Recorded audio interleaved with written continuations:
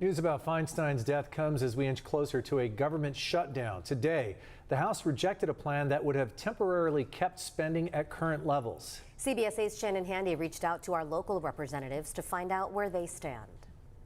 I reached out to all 5 of our local House representatives. So far, I've spoken with 2 of them, including Democratic Congressman Mike Levin, who says he does not foresee a deal coming together by the Saturday night deadline. Well, this is a mess. Congressman Mike Levin, who represents California's 49th district, says he's frustrated by Congress's inability to pass a budget for the new fiscal year.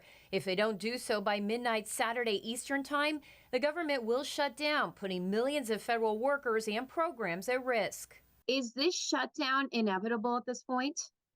Yes, it's inevitable at this point because Kevin McCarthy has decided to embolden the most extreme members of his own party at the expense of the American people. Earlier today, House Speaker McCarthy proposed a spending bill known as a continuing resolution that would have kept the government afloat for the next 30 days, but 21 far-right Republicans, none of whom represent San Diego, blocked it from passing.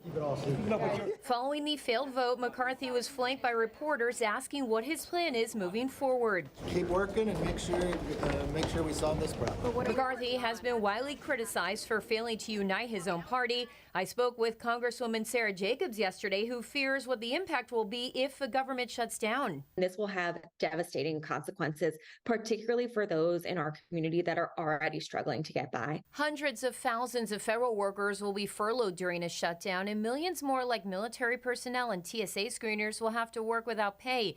Not only that, but food assistance programs such as WIC and SNAP won't be funded, and child care grants, which pay for programs such as Head Start, will come to a halt.